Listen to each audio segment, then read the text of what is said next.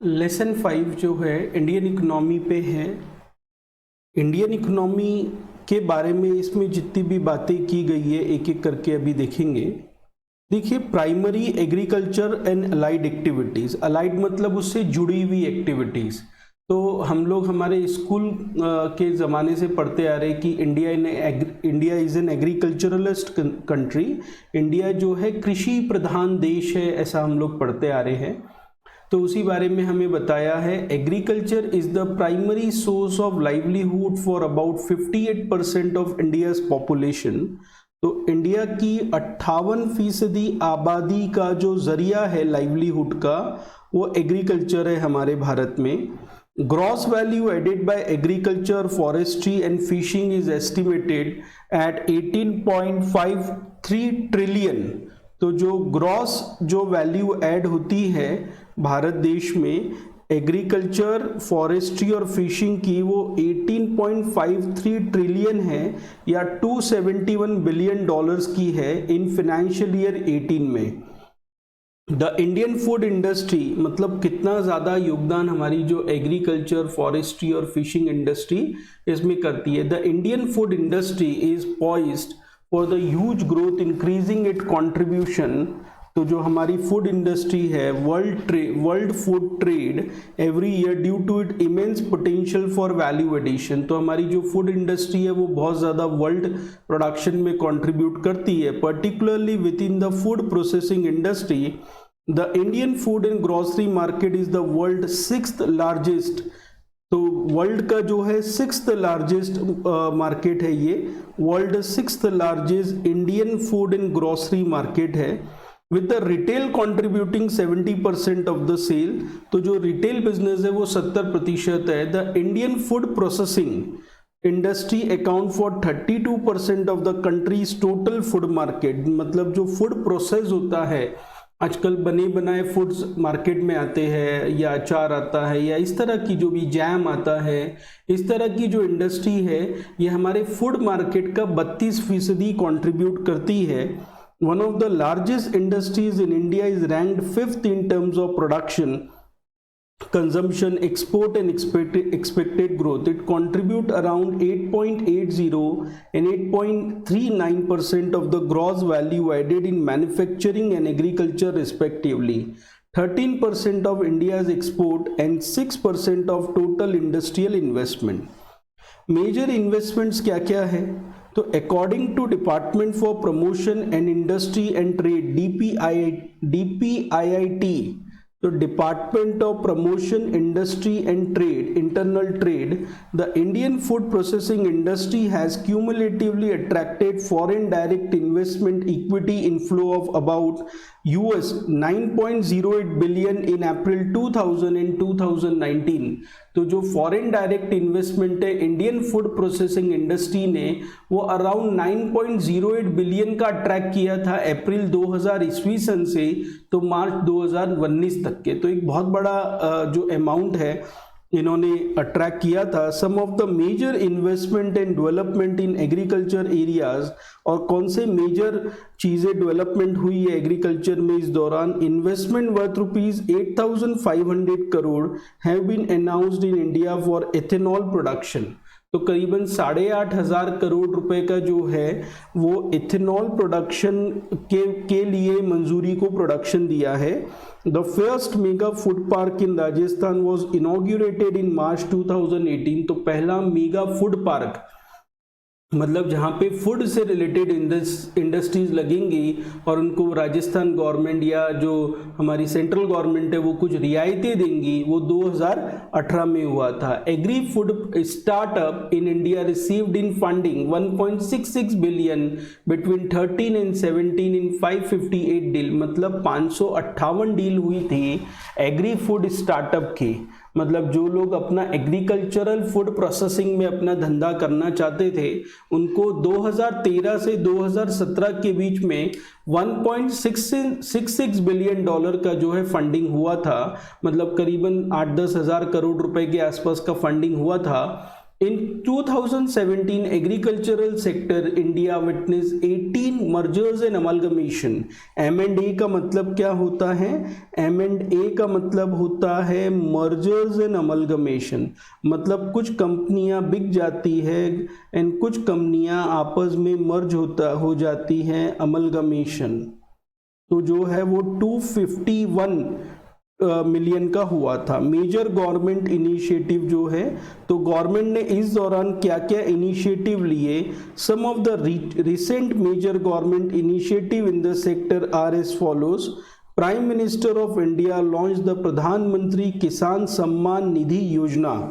तो prime minister ने एक योजना लॉन्च की है, प्रधानमंत्री किसान सम्मान योजना, पीएम किसान इसको बोलते हैं। तो प्रधानमंत्री किसान सम्मान योजना, पीएम किसान बोलते हैं। इन्होंने करीबन ट्रांसफर किए 2021 करोड़ रुपए to the bank account of more than 10 million, मतलब 1 करोड़ बेनिफिशियरीज को फरवरी 24 2019 में। The government of India has come out with the transport and marketing assistance. तो ट्रांसपोर्ट एंड मार्केटिंग असिस्टेंस की स्कीम के साथ में भी आए, क्योंकि आप लोगों ने इसके पहले भी पढ़ा होगा कि भारत में प्रोडक्शन हो जाता है, मगर प्रोडक्शन हो जाने के बाद उनको रखने का और उनको बाजारों तक के पहुंचाने का साधन नहीं रहता। उसको सुगम करने के लिए, सुगमता प्रोवाइड करने के लिए transport and marketing assistance scheme जो है वो प्रोवाइड की गई। Provide financial assistance for transport and marketing of agricultural products in order to boost the agricultural exports. तो जो है एग्रीकल्चरल एक्सपोर्ट्स को बढ़ाने के लिए। The agricultural export policy 2018 was approved by government of India in December 2018। तो agricultural export policy जो है वो 2018 की थी, जिसको गवर्नमेंट ऑफ इंडिया ने अप्रूव किया था। The new policy aims to increase the agricultural exports to $60 billion by 2022। तो इनका जो पॉलिसी का एम था 60 बिलियन प्रोडक्ट एक्सपोर्ट होना चाहिए 2022 तक के, and $100 billion in the next few years with the stable trade policy regime. तो इनकी सोच ये है कि आने वाले और समय में $100 बिलियन का भी हम लोग एक्सपोर्ट करेंगे स्टेबल पॉलिसी मैकेनिज्म के तौर पे, मतलब हम आने वाले समय में हमारी पॉलिसियों में स्थिरता लाएंगे, उनका बोलना है। इन सितंबर 2000, अब ये पूरा डेटा है, अब ये जब डेटा है तो आपको इसको पढ़ते रहना है। अब ये वीडियो है, ये वीडियो चला दिया, थोड़ा बहुत आप ध्यान देंगे तो बेटर हो जाएगा, अच्छा हो जाएगा, बहुत सारी चीज़ें आप वहाँ पे जज कर पाएंगे। इस वीडियो का बेसिक फ़ायदा ये आपको मिलेगा। The government of India announce 15,053 crore, मतलब गवर्नमेंट ने 15,053 करोड़ रुपए का प्रोक्योरमेंट पॉलिसी प्रधानमंत्री अन्नदाता बाय संरक्षण, क्या है, संरक्षण अभियान। तो प्रधानमंत्री अन्नदाता आय संरक्षण अभियान है वो पूरा। तो प्रधानमंत्री, अब कैसा है, बड़े बड़े वर्ड है ये। तो प्रधानमंत्री अन्नदाता आय संरक्षण प्रोग्राम के लिए 15,053 करोड़ रुपए का प्रावधान, इसको पीएम आशा का नाम दिया गया। क्या नाम दिया गया? PM Asha, under which states can decide the compensation scheme and can also partner with private agencies to ensure the fair prices for farmers in the country. In September 2018, the Cabinet Committee on Economic Affairs, CCEA बोलते हैं इसको, तो Cabinet Committee on Economic Affairs approved 5,500 crore assistant package for sugar industries in India. तो government ने जो, अब ये कैसा है, ये एक न्यूज़पेपर पढ़ रहा हूं मैं, ऐसा समझ लो आप कि भाई 5,500 करोड़ रुपए जो है गवर्नमेंट ने शुगर इंडस्ट्री के लिए अप्रूव किए। सीसीई ने, cabinet committee on economic affairs ने शुगर इंडस्ट्रीज के लिए अप्रूव किए। The government of India is going to provide 2,000 crore for the computerisation of primary agricultural credit society. तो जो है computerisation of primary agricultural society के कंप्यूटराइजेशन के लिए to ensure the cooperatives are benefited through the digital technology. मतलब government ने 2000 करोड़ रुपए दिए कंप्यूटराइजेशन के लिए। जो प्राइमरी एग्रीकल्चरल क्रेडिट सोसाइटी रहती है, मतलब जो बेसिकली लोगों को लोन देने का काम करती है एग्रीकल्चरल क्रेडिट में, उनके कंप्यूटराइजेशन के लिए with the aim to boost the innovation and entrepreneurship in agriculture, government of India is introducing agri Udaan. तो गवर्नमेंट ने जो है इसमें इनोवेशन और एंटरप्रेन्योरशिप को बढ़ावा देने के लिए एग्री उड़ान स्कीम को लॉन्च किया। Programme to mentor startups and enable them to connect with the potential investors. तो agri Udaan scheme government of India ने लॉन्च की इनोवेशन एंड एंटरप्रेन्योरशिप के लिए, स्टार्टअप्स की मदद के लिए, startups and startups to enable them के लिए। The government of India has launch Pradhanmantri Krishi सिंचाई योजना। तो गवर्नमेंट ने जो है प्रधानमंत्री कृषि सिंचाई योजना को भी लॉन्च किया with an investment of 50,000 crore रुपए। 50,000 करोड़ रुपए गवर्नमेंट ने प्रधानमंत्री कृषि सिंचाई योजना के लिए लॉन्च किया।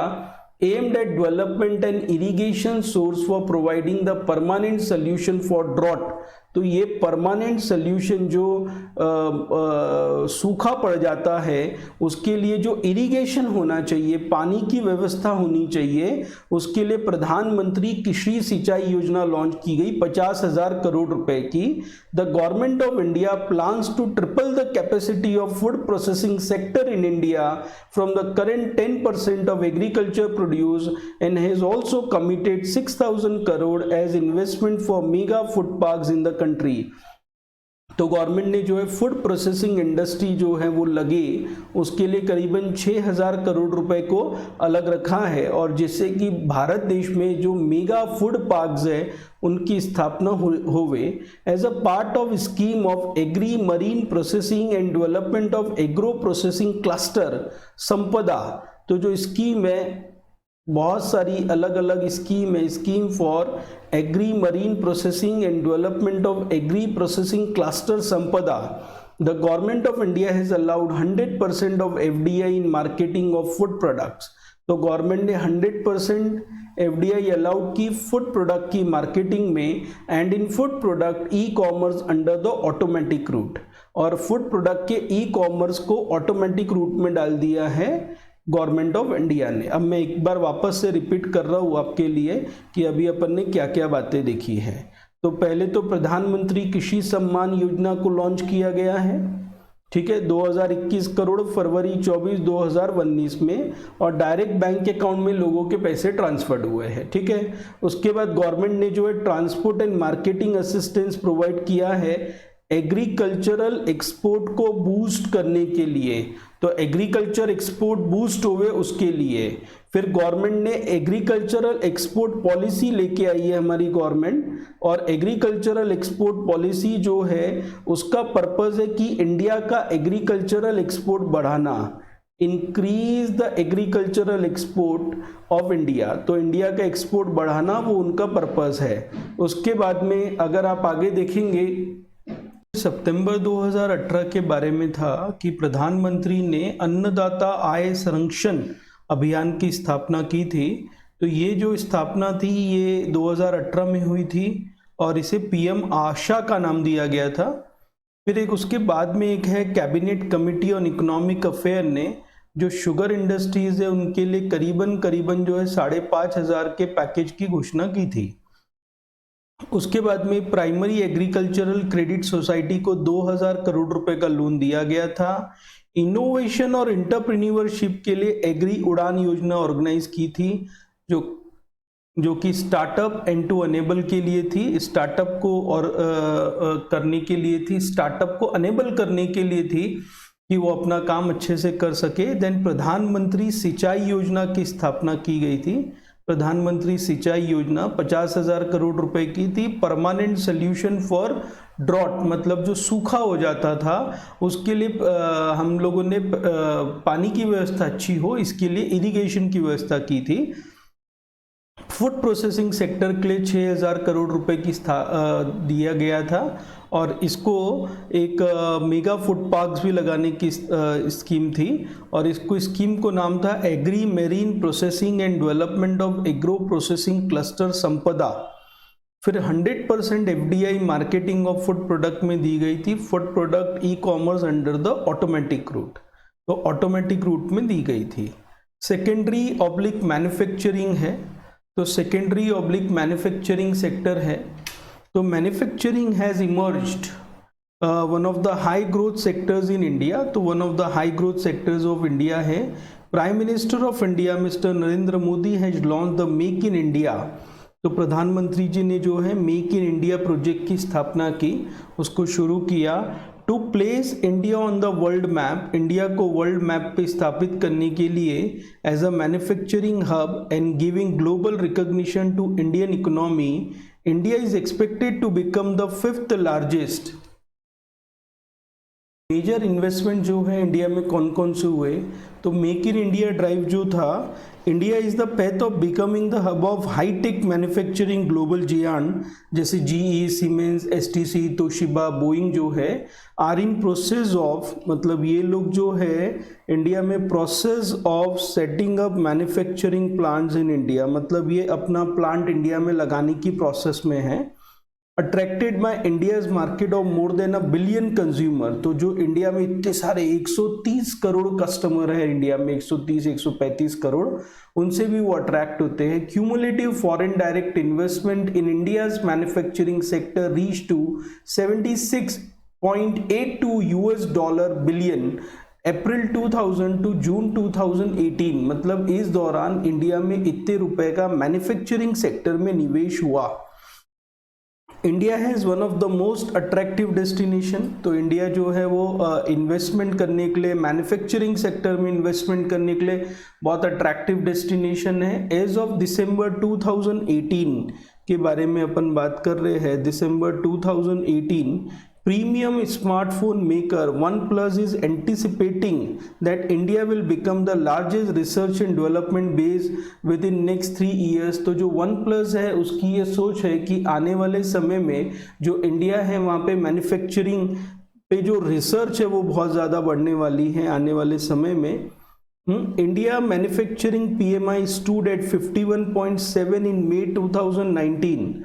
Also, companies start to spend more on hiring and anticipate good growth in future prospect। तो जो कंपनीज है 51.7 PMI इंडेक्स पे दिख रही है मई 2019 में, और वो ज़्यादा से ज़्यादा जो है खर्चा कर रहे हैं कंपनीज जो है फ्यूचर प्रॉस्पेक्ट्स में। As of October 2018, Filatex India a polymer manufacturing is planning to undertake forward integration by setting up fabric manufacturing and processing unit. तो फिलाटेक्स नाम की कंपनी थी, अक्टूबर 2018 में पॉलीमर मैन्युफैक्चरिंग करती थी। तो पॉलीमर के बाद जो चीज़ बनाई जाती है उसका भी प्लांट वो लगाने की सोच रहे थे, जो कि फाइबर मैन्युफैक्चरिंग और प्रोसेसिंग यूनिट होना चाहिए था। As of August 2018, IISC Society of Innovation and Development SID society of innovation and development SID and Wipro 3D जो है collaborate to produce India's first industrial 3D printing machine. मतलब society of innovation and development और Wipro 3D जो है वो मिलके India की 3D printing machine बनाने की सोच रहे थे। For its commercial vehicle, Ashok Leyland utilizing machine learning algorithm and its newly created telematics unit to improve the performance of vehicle driver and so on। Major government initiatives जो है वो क्या क्या है? The government of India has taken several initiatives to promote a healthy environment। तो government एक healthy environment बनाना चाहती है कि बहुत सारी कंपनियां बाहर से आए और मेक इन इंडिया को सक्सेस स्टोरी बनाएं। For the growth of manufacturing sector in the country, some of the notable initiative in the development are. तो इन अक्टूबर 2018, तो अक्टूबर 2018 में government of India released a draft national policy on electronics NPE। तो government ने जो है एक draft issue किया national policy on electronics NPE पे which has envisages creation of US 400 billion electronics, तो इलेक्ट्रॉनिक्स मैन्युफैक्चरिंग इंडस्ट्री, तो जो है US 400 billion electronic manufacturing industry in the country bye 2025. In September 2018, the government of India exempted 35 machine parts from basic custom duty in order to boost mobile handset production in the country. तो government ने 35 industries को जो है exempted कर दिया. सितंबर 2018 में India exempted 35 machine part from basic custom duty. तो basic Bharat में अगर ये 35 पार्ट आप इंपोर्ट करोगे तो आप पे कोई ड्यूटी नहीं लगने वाली है कस्टम की. Government of India is in process of coming with a new industrial policy. तो गवर्नमेंट जो है new industrial policy which envision development of globally competitive Indian industry. As of December 2018, the policy has been sent to Union Cabinet for approval. तो जो है ये policy union cabinet को approval के लिए भी भेजी गई. न्यू इंडस्ट्रियल पॉलिसी दिसंबर 2018 में आई थी. In Union Budget 2018-19, the Government of India reduced the income tax rate to 25%. तो गवर्नमेंट ने जो है इनकम टैक्स रेट को भी रिड्यूस कर दिया है 25% पे for all companies having a turnover of up to 250 crore. तो 250 करोड़ रुपए तक की अगर कोई कंपनी है तो यूनियन बजट 18-19 में उन पे 25% ही टैक्सेशन लगेगा कंपनियों पे जो है. Under the mid term review of foreign trade policy, the government of India increase export incentives available to labour intensive MSME sector by 2%. तो गवर्नमेंट ने जो है लेबर इंटेंसिव इंडस्ट्री कोई है जहाँ पे ज़्यादा लेबर लगता होगा तो हमको ज़्यादा से ज़्यादा लोगों को जॉब दिलवाना है, तो गवर्नमेंट ने उनके लिए भी बोला है कि इंसेंटिव को 2% बढ़ा दिया ऐसी कंपनियों के लिए. The government of India has launch a phased manufacturing programme aimed at adding more smartphone components under make in India initiative, thereby giving a push to the domestic manufacturing of mobile handset. The Government of India is in talk with the stakeholder to further ease of foreign direct investment in defense under the automatic route. अब government जो है ease करना चाह रही है, ease foreign direct investment in defence sector automatic route 51% तक के from the current 49% in order to boost to make in India initiative and to generate employment. तो एम्प्लॉयमेंट जनरेट करने के मकसद से the ministry of defence government of India approved the strategic partnership model which will enable private companies to tie with the foreign players for manufacturing submarines. तो government ने ये भी strategic partnership के लिए भी अलाउ कर दिया कि अगर कोई प्राइवेट कंपनी है वो फॉरेन प्लेयर्स के साथ में कोलैबोरेट करना चाहे सबमरीन्स बनाने के लिए, मैन्युफैक्चरिंग सबमरीन्स के लिए, तो गवर्नमेंट ने उसको भी अलाउ किया है. Fighter jets, helicopters and armoured vehicle बनाना है तो उसके लिए भी अलाउ किया है. The union cabinet has approved the modified special incentive package scheme. तो जो है इस modified special incentive package scheme को जो यूनियन कैबिनेट ने अप्रूव किया है, in which the proposal will be accepted till December 2018. तो दिसंबर 2018 तक के modified special incentive package scheme MSIP में लोग प्रपोजल दे सकते हैं और up to an incentive commitment time limit of 10,000 crore. तो एक इंसेंटिव कमिटमेंट लिमिट बनाई गई थी 10,000 करोड़ की. वे फॉरवर्ड आगे जाना. India is an attractive hub of foreign investment in manufacturing sector. Several mobile phones, luxury and automobile brands among others have set up or looking to establish their manufacturing bases in the country. तो बहुत सारे लोग जो है India में अपना manufacturing base लगाना चाहते हैं.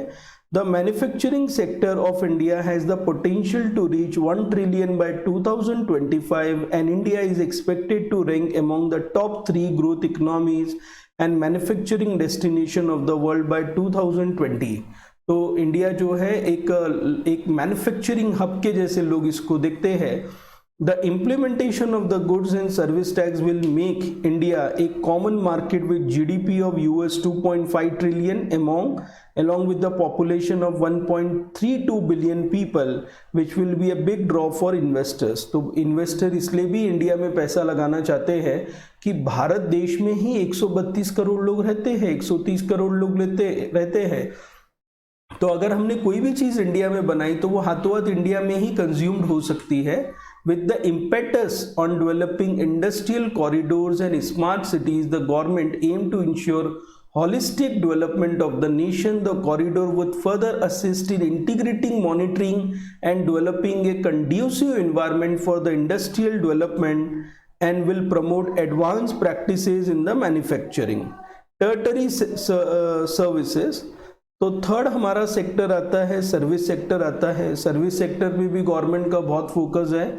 The service sector is a key driver of India's economic growth. तो इंडिया की इकोनॉमिक ग्रोथ का ये बहुत इंपॉर्टेंट ड्राइवर है आज की डेट में। निकी इंडिया सर्विसेज जो है purchasing managers index stood at 53.8 in May 2018। तो जो Nikkei India services purchasing managers index जो है वो 53.8 था। पीएमआई बोले तो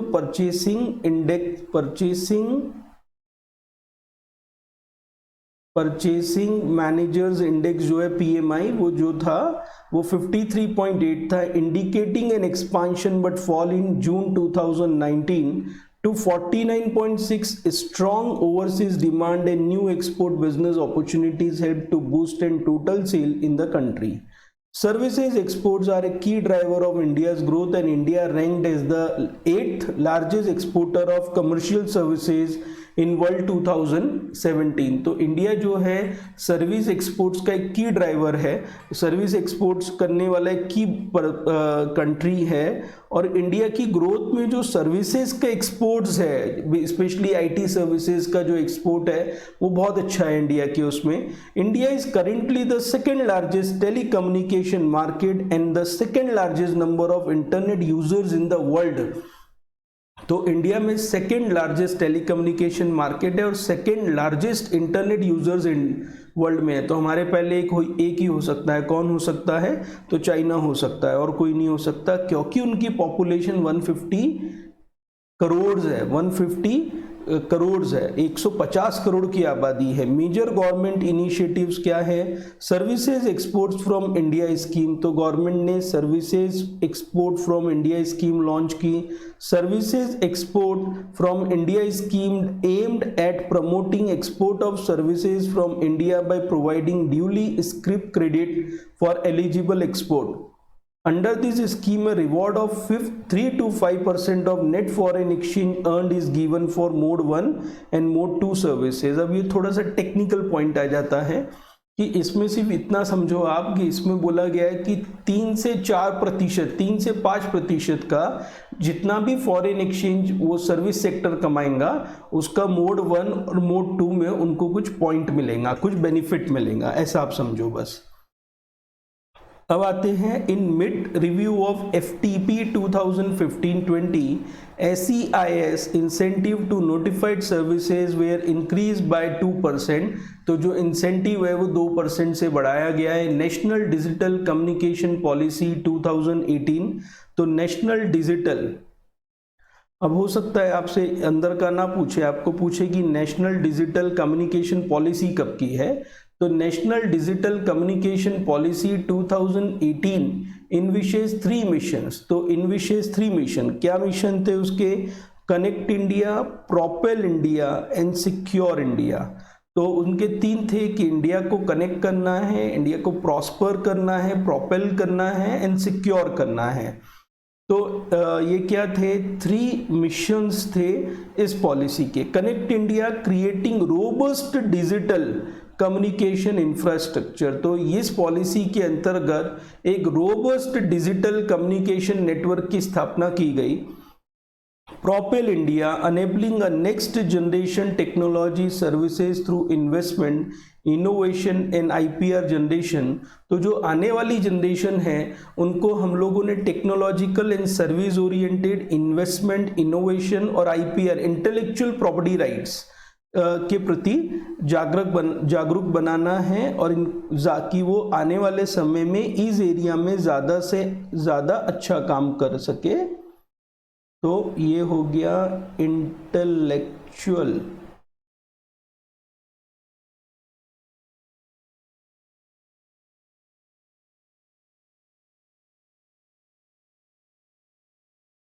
property right. Secure India, ensuring sovereignty, India की सॉवरेनिटी जो इंडिया की क्या बोल सकते हैं सबसे सुप्रीम चीज़ है, इंडिया की सेल्फनेस जो है उसको बनाना। Safety and security of digital communication जो है उसके प्रति भी इंडिया को सिक्योर करना काम है। उसके बाद में हमारे पास में है नेशनल टूरिज्म पॉलिसी 2018।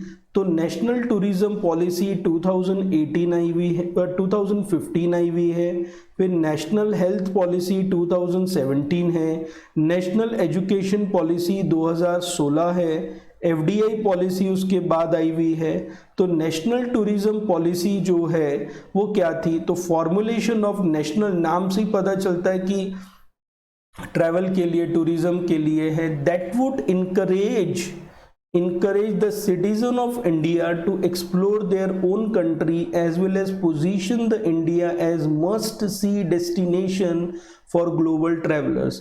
तो नेशनल टूरिज्म पॉलिसी 2015 का मकसद था कि इंडिया के जो युवा है, इंडिया के जो लोग हैं, वो उनको इनकरेज करना कि वो अपनी खुद की कंट्री को एक्सप्लोर करें, अपनी खुद की कंट्री में घूमें और वर्ल्ड के लिए must see destination banana for the global travellers.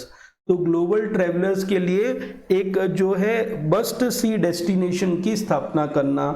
National health policy 2017, the union cabinet government of India has approved the national health policy 2017 which we provide the policy framework for achieving universal health coverage and delivering quality health care services to all at an affordable cost। एक affordable cost पे health cover provide करना। तो universal health coverage and delivering quality health care services to all at an affordable cost, एक affordable cost पे provide करना। National education policy है the new 2016 national education policy consider education at an utmost important parameter in the country. अब ये बताने की ज़रूरत नहीं है, भारत देश में इवन मैं भारत देश की बता रहा हूँ, और इवन महाराष्ट्र में, नागपुर में, हर जगह भारत में जो है एक अभी ये हो गया कि गरीब का बच्चा हो, अमीर का बच्चा हो, हर कोई पढ़ना चाहता है भाई किसी भी कॉस्ट में, और आजकल कॉस्ट इफेक्टिव हो गई है एजुकेशन जो है, उस हिसाब से भी वो पढ़ना चाहता है अगर सही तरीके से पढ़े तो। The new 2016 national education policy considered education utmost important, education is an utmost important parameter, and the national education policy majorly focus on quality of education as well as innovation and research। तो innovation और research भी हो भाई, जैसे अभी आप लोग पढ़ रहे हो, ऑनलाइन पढ़ रहे हो, आप लोग मोबाइल ऐप के थ्रू पढ़ रहे हो, पेन ड्राइव से पढ़ रहे हो, तो भाई ये इनोवेशन ही है और क्या है। टीचर कहीं और है, बच्चे कहीं और है, और सब एक दूसरे से कहीं ना कहीं जुड़े हुए हैं और पढ़ रहे हैं। तो FDI policy 100% FDI is allowed under automatic route in schedule air transport service. तो 100% FDI अलाउड कर दिया है। FDI अलाउड ऑटोमेटिक रूट में। ऑटोमेटिक रूट मतलब अगर आप ये क्राइटेरिया पूरे कर रहे हो तो गवर्नमेंट की परमिशन नहीं चाहिए। एयर ट्रांसपोर्ट सर्विस में, रीजनल ट्रांसपोर्ट सर्विस में and domestic scheduled passenger airline में, मतलब जो एयरलाइंस है उसमें अगर डोमेस्टिक घर के घर में रीजनल उड़ना है या ट्रांसपोर्ट नेशनल लेवल पे उड़ना है, इंटरनेशनल लेवल पे उड़ना है, तो 100% एफडीआई अलाउड है। बाहर की कंपनी आके भारत में अपना जो एयरलाइन है वो खोल सकती है। Approval of 100% FDI in aviation for foreign carriers, मतलब बाहर के फॉरेन कैरियर्स, मतलब जो बाहर के बड़े बड़े कंपनियां हैं, बोइंग है और ये सब है, ये भारत में आके अपना कार्गो एयरप्लेन्स भी लेके आ सकते हैं भारत में। 100% अलाउड हो गया है। 100% एफडीआई जो है, अब मैं पूरा ही अलाउ इसको हाईलाइट करते जाऊंगा तो काम नहीं चलेगा। अब ये बहुत सारी चीजें हैं। 100% FDI is allowed under automatic route in tourism and hospitality, मतलब अगर किसी को होटल डालना है, टूरिज्म का काम करना है, तो उसमें भी 100% एफडीआई अलाउड है, subject to applicable regulation and laws. तो एप्लीकेबल रूल्स एंड रेगुलेशन तो फॉलो करने ही पड़ेंगे। Government of India allowed 100% FDI in education sector through the automatic route. तो 100% एफडीआई अलाउड कर दी गवर्नमेंट ने एजुकेशन सेक्टर में भी ऑटोमेटिक रूट में 2002 से। तो 2002 के बाद में अगर किसी को कोई स्कूल डालनी हो या कुछ करना हो तो वहां पे भी 100% एफडीआई अलाउड है। For the health care sector 100% FDI allowed under the automatic route. तो हेल्थ केयर सेक्टर में भी 100%। तो अगर किसी डॉक्टर को अपना क्लिनिक चालू करना है और अपना जो हॉस्पिटल है वो चालू करना है, तो वो जो है बाहर से किसी फॉरेन से मदद लेके आ सकता है। बीच में हमारे एक मित्र थे हमको एक ऑफिस लेना था, तो हमने जस्ट ऐसी बातचीत की, तो उन्होंने बोला कि बोले मेरा एक फ्रेंड है दुबई में, वो आपके प्रोजेक्ट को फंडिंग कर देंगे बोले। तो 2, 4, 5, 10 करोड़ रुपए तो बोले बहुत नॉर्मल सा बात होता है बोले वो वहाँ पे जो है। तो ग्रीनफील्ड प्रोजेक्ट जो है, मतलब शुरुआती दौर से वो प्रोजेक्ट चालू करने पड़ेंगे। And brownfield project investment up to 100% FDI is permitted under the government route. तो दोनों उसमें गवर्नमेंट रूट में, गवर्नमेंट रूट का मतलब ये कि गवर्नमेंट से परमिशन लेनी पड़ेंगी। यहाँ पे ऑटोमेटिक रूट का मतलब है कि 10 कंडीशन है, if you are fulfilling all the 10 condition आप अलाउड है, आपको कोई तकलीफ नहीं है। FDI cap in telecom sector has increased to 100% from 74%. Out of 100%, 49% will be done through automatic route and the rest will be done through FIPB route. तो ये भी अलाउड किया गया। FIPB का मतलब होता है foreign investment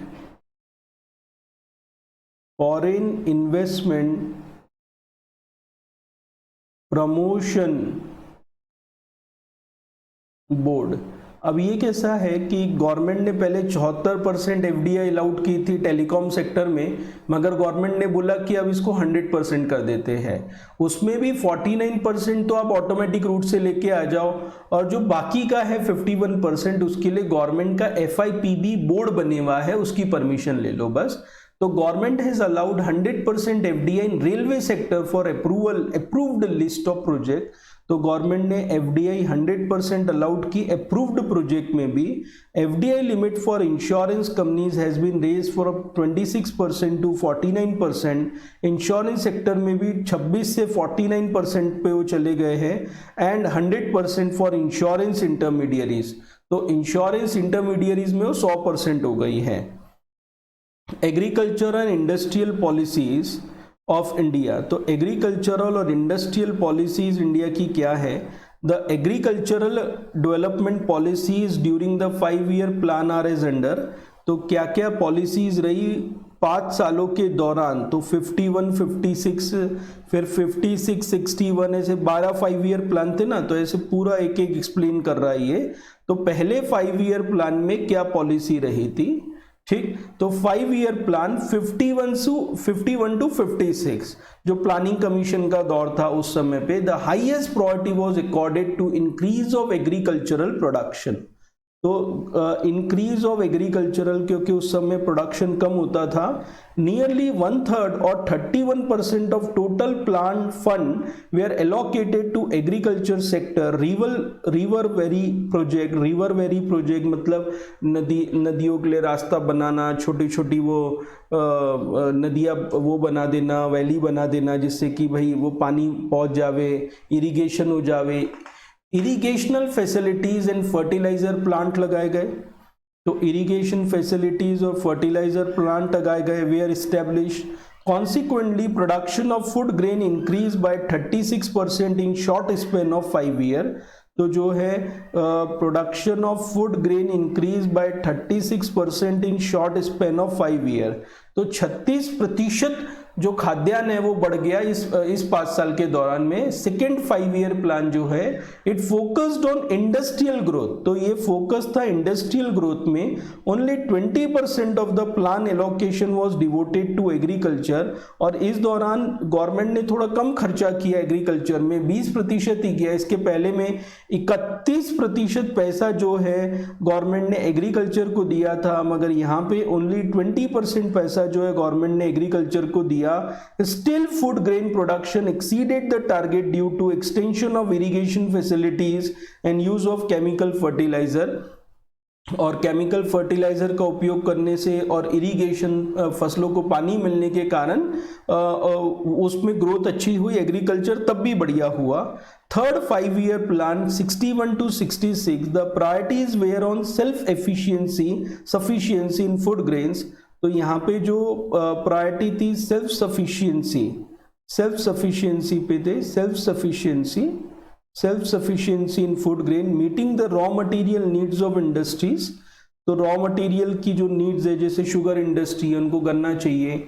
increase in exports बढ़े। During this period the green revolution programme, तो ग्रीन रिवॉल्यूशन प्रोग्राम जो है started on a small scale, but this plan failed to meet the target due to Chinese aggression, Indo-Pak War and the severe and prolonged drought during 65-66. There were a great crisis of food that forced the Prime Minister L.B. Shastri, Lal Bahadur Shastri to appeal to people to observe fast once a week, मतलब हफ्ते में एक दिन fast करने को बोलना पड़ा लाल बहादुर शास्त्री को। 61 to 66 के दौरान there were a great crisis of food that forced the L B. Shastri to appeal to the people to observe the fast once a week during next 3 annual plans 1966-69. Agri food recorded 6 to 9% annual growth.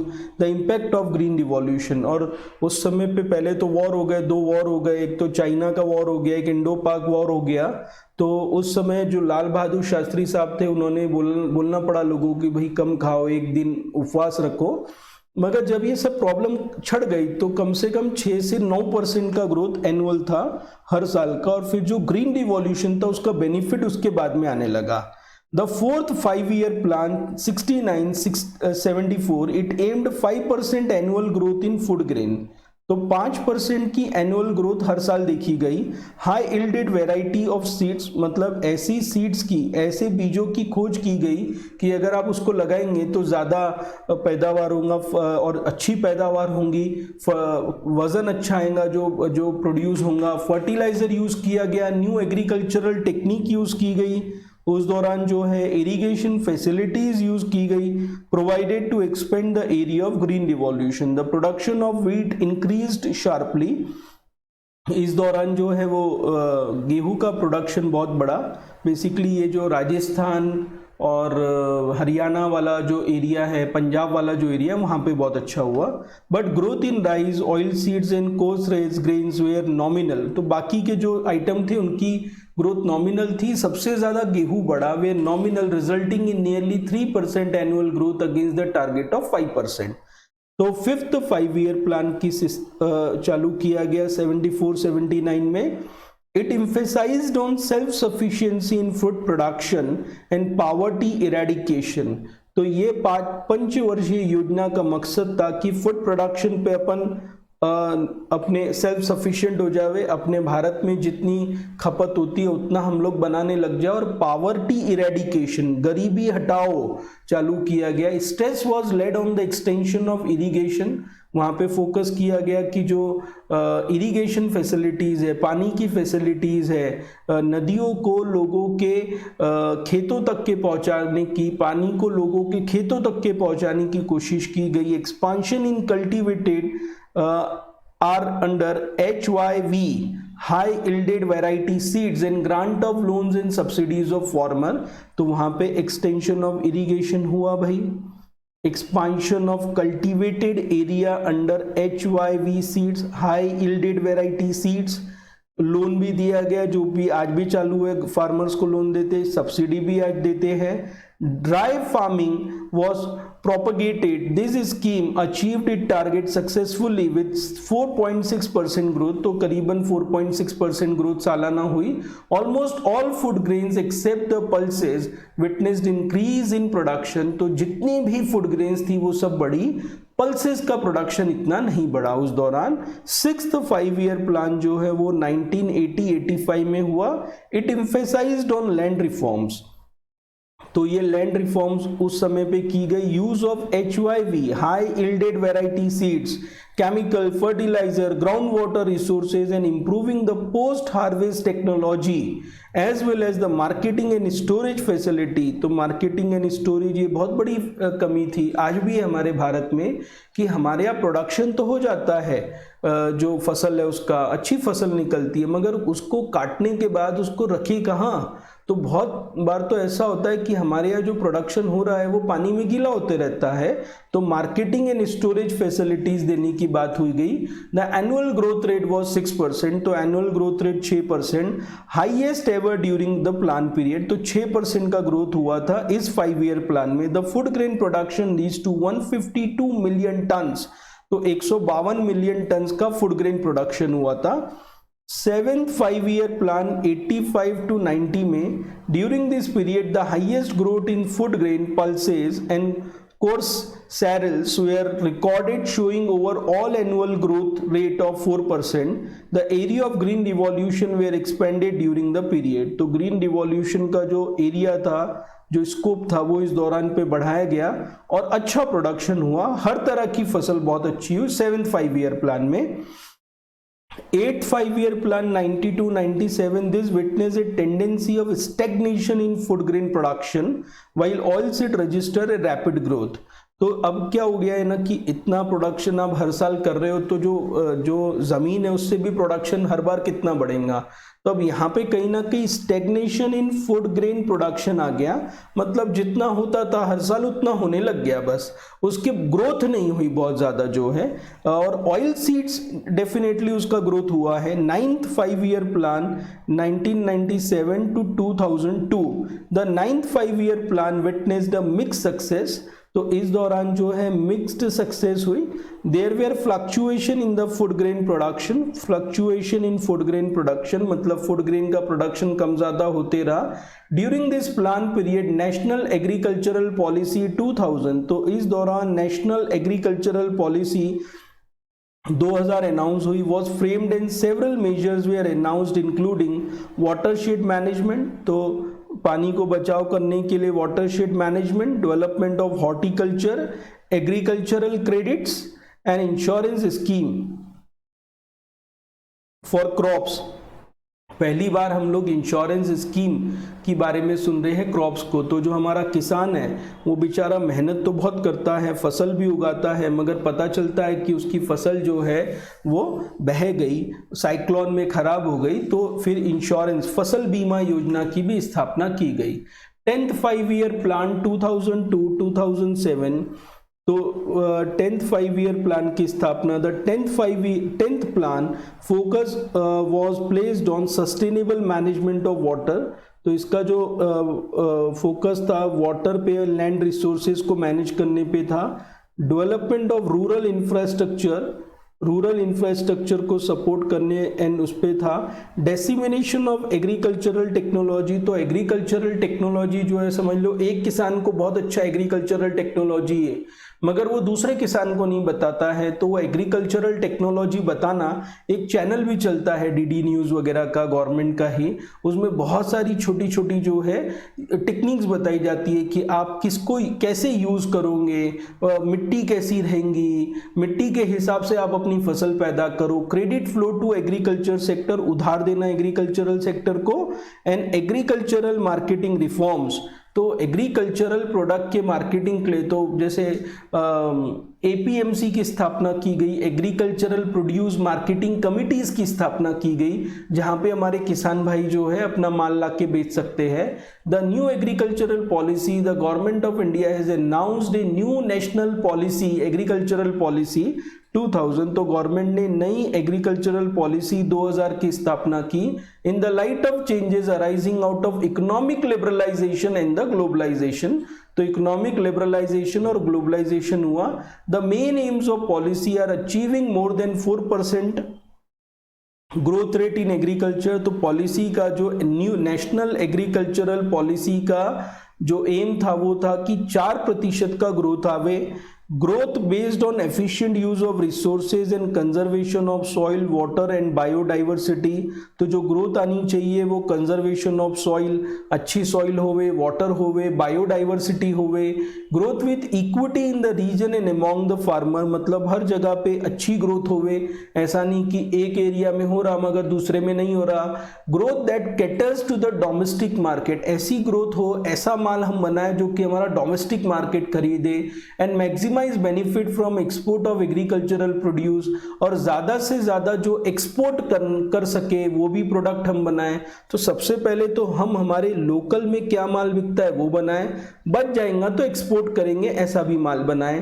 Technologically, environmentally and economically sustainable growth, मतलब ऐसा product बनाने की कोशिश करें जिसमें technology बहुत ज़्यादा ना लगे, अच्छी लगे, इनोवेटिव लगे, कम पैसे की लगे, इन्वायरमेंट फ्रेंडली हो। भाई इस बार फसल अच्छी हो गई, अगली बार का पता नहीं, ऐसा ना करें। और इकोनॉमिकल हो, सस्ता पड़े। पता चला कोई फसल में 10 लाख रुपए लग गए और वो फसल बिक ही नहीं रही, तो फिर कोई काम का नहीं ना भाई। 11th 5 ईयर प्लान 2007 से लेके 2012 तक का ये प्लान था। The 11th 5 year plan emphasise the inclusive growth. तो 11th 5 ईयर प्लान जो है इंक्लूसिव ग्रोथ पे था। Achieve a target growth of 4%, तो ग्रोथ का जो टारगेट था वो 4% पर एनम था। In GDP from agriculture and allied services globally studies indicate that higher GDP in agriculture is more effective than alleviating poverty in comparison with higher GDP in other sector. ये भी बहुत अच्छी बात है।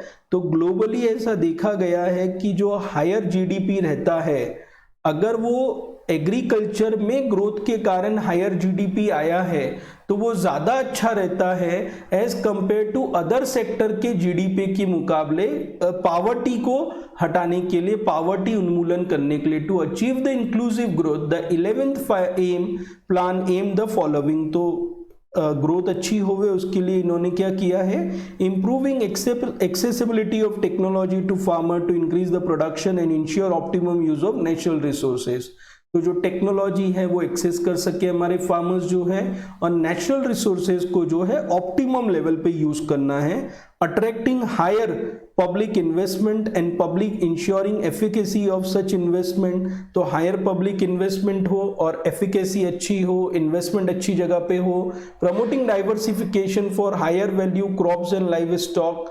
तो हायर वैल्यू क्रॉप को पैदा करें, और जो लाइव स्टॉक है वो जैसे गाय भैंस वगैरह, ये भी हम लोग इसमें भी डाइवर्सिफिकेशन करें। तो अगर कोई खेतीहर किसान है वो फसल तो पैदा करता ही है, साथ में साथ लाइव स्टॉक को भी रखता है और उनकी भी ट्रेडिंग करता है या बाकी और चीज़ें करता है उनसे रिलेटेड, तो उसको एक सबऑर्डिनेट इनकम पैदा हो सकती है और उसको डिफिकल्ट टाइम में सस्टेन होने में मदद मिल सकती है। Addressing issues pertaining to food security, जो फूड सिक्योरिटी से रिलेटेड इश्यूज है उनको कैटर करना। Decentralizing decision making to come with the customized solution to specific local problem and improve the accessibility of land, credit, skill and skill to the poor. One of the major accomplishment of 11th 5 year plans was launch of National Food Security Mission. तो एक नया इन्होंने launch किया national food security mission NFSM, launch in 2007, जो है an introduction of राष्ट्रीय कृषि विकास योजना। तो एक राष्ट्रीय कृषि विकास योजना की भी स्थापना की गई 2008 में। नेशनल फूड सिक्योरिटी मिशन जो था, अब उसका नाम है नेशनल फूड सिक्योरिटी मिशन। तो in 2007 government of India launch the national food security mission initiative to improve the countries overall crop production specially. अब इसके पीछे का पर्पस क्या था? Improve overall crop production specially that of rice, wheat and pulses. तो ये तीन चीजों के प्रोडक्शन गवर्नमेंट को अच्छे करने थे, rice, wheat and pulses. The primary objective of national food security mission is to introduce technological component that include farm machines implement as well as is improved variant of seeds, oil, plant nutrition and plant protection measures। तो इन्होंने जो है variant of seeds, soil, plant nutrition और plant protection measures को भी improve किया इस दौरान जो है। The government aim to increase the production of rice, wheat and pulses by 10 million tons, 8 million tons and 2 million tons respectively by the end of 2012. It had allocated 4,883 to NFSM, of which 3,381 crore was spent until 31st March 2011। अब बहुत technical data हो गया, इतना data ना अपन याद नहीं रख सकते, तो जब नहीं रख सकते तो बहुत ज़्यादा उस पर दिमाग खपाने में मतलब नहीं है। Through NFSM 25 million tons of additional food grain was produced in 11th 5-year plan। Following are the major achievement of the initiative, implemented in about 312 districts spread across 17 states। तो कम से कम ये जो नेशनल फूड सिक्योरिटी मिशन है 312 district में हुआ और 17 states में हुआ। व्हीट प्रोडक्शन इंक्रीज्ड, तो जो व्हीट प्रोडक्शन है इंक्रीज्ड हुआ 71.3 million tons in financial year 7 terminal year of 10th plan to 80.3 million tons in financial year 10। वो भी व्हीट भी बढ़ गया, ठीक है, डेटा है। Rice production increase from 89.4 million tons in financial year 7 to 99 million tons in financial year 9। However, it declined to 87.6 million tons in financial year 10। Again rice का production बढ़ा और कुछ समय बाद डिक्लाइन भी हुआ। Pulses production increased from 13.6 million tons in financial year 7 to 14.7 million tons in financial year 10, and different districts were able to increase the food basket of the country। तो different अलग अलग डिस्ट्रिक्ट ने जो है India की जो growth है, India में जो फूड है उसके लिए ज़्यादा से ज़्यादा कंट्रीब्यूट किया, अच्छा किया। राष्ट्रीय कृषि विकास योजना इन फाइनेंशियल ईयर, तो राष्ट्रीय कृषि विकास योजना बनाई गई इन financial year 2008। The government introduce राष्ट्रीय कृषि विकास योजना with N outlay of 25,000 crore. तो गवर्नमेंट ने जो है 25,000 करोड़ रुपए लगाने की सोची इसमें। To encourage the state to increase the public investment in agriculture, तो इनका पर्पस था कि स्टेट्स को इनकरेज करना कि जिससे कि वो ज़्यादा से ज़्यादा एग्रीकल्चरल में और अलाइड सर्विसेज में इन्वेस्टमेंट करे।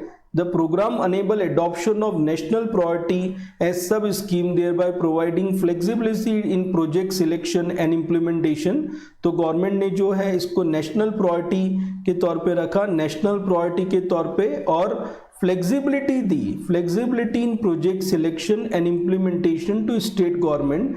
तो भारत सरकार ने जो है राष्ट्रीय कृषि विकास योजना में 25,000 करोड़ रुपए लगाने की सोची, और इसका जो इन्वेस्टमेंट है, इसकी जो पर्पस है, इसका पर्पस है कि ज़्यादा से ज़्यादा investment in agriculture and allied services में हो जावे, और flexibility in project selection allowed की गई गवर्नमेंट के द्वारा जो है।